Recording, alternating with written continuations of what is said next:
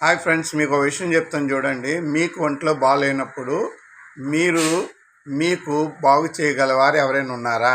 Doctors మినాయించి ఆలోచిస్తే దేవుడు నిన్ను స్వస్థపరచగలడా? నీ రోగానికి దేవుడు బాగు చేయగలడా? నిజంగా మీరు దేవుడు ఉన్నాడని నమ్మితే, ఆయనకు ప్రార్థిస్తే ఆయన డెఫినెట్గా చేస్తాడు. ఇది కేవలం క్రైస్తత్వంలోనే కనబడుతుంది.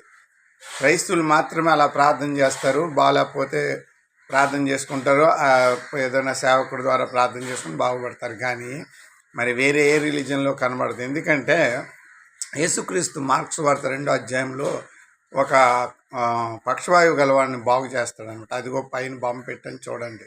నిజంగా మీకు ఒంట్లో బాగాలేనప్పుడు డాక్టర్ చేయి ఎత్తేసినప్పుడు ఓన్లీ రిమెంబర్ జీసస్ క్రైస్ట్. ఆయన ఒక్కడే స్వస్థపరిచే దేవుడు, స్వస్థపరచగలడు.